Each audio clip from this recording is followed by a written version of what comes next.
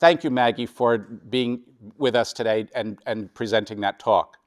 One of the things that Maggie talked about were family traditions.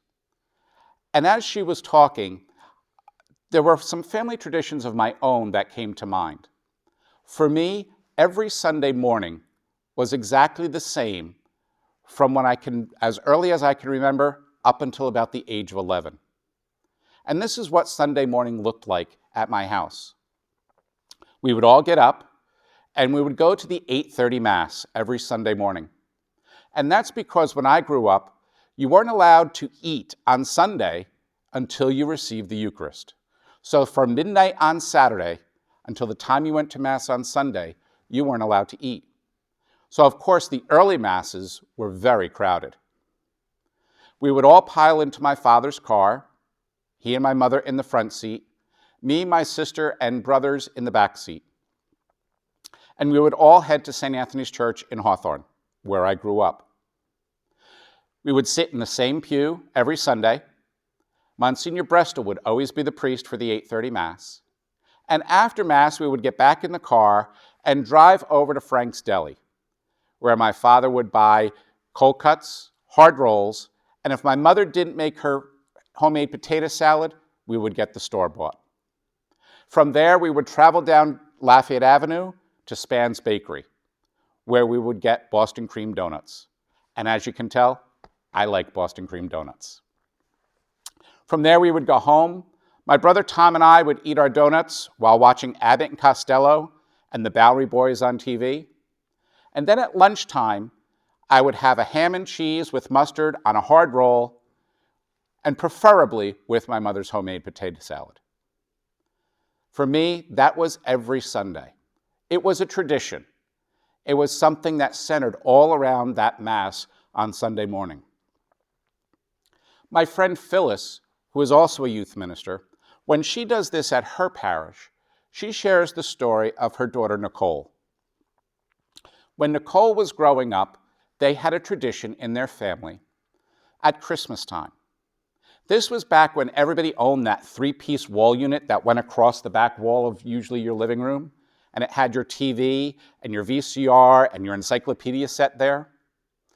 Well, at Christmas time, along the top three sections, Phyllis would set up the nativity scene. At one end was the manger, and at the other end were the three kings and the camels.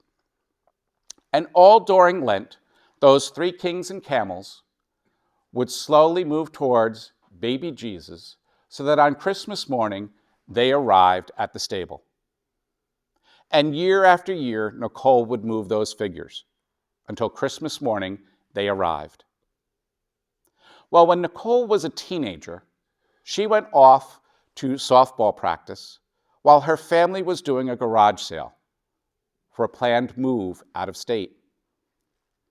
And when Nicole came home, what she saw was a man taking those three-piece wall units and loading them into his truck.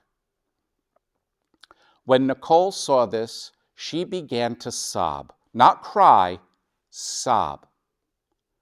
And her mother went over to her and said, "Nicole, what is your problem? Why are you sobbing?"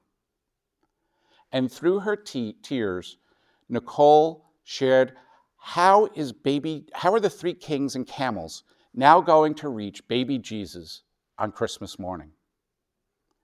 You see, for Nicole, that was a tradition that was so ingrained in her faith, that she just couldn't fathom how that would no longer happen. So what Phyllis did was assured Nicole that when they got to their new house, they would figure it out.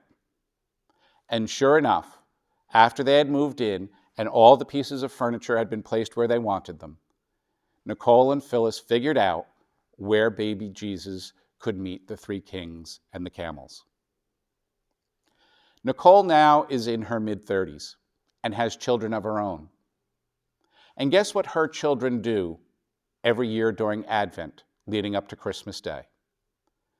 Her children take those three kings and camels and move them ever so slowly through Advent so that on Christmas Day they arrive at the Nativity.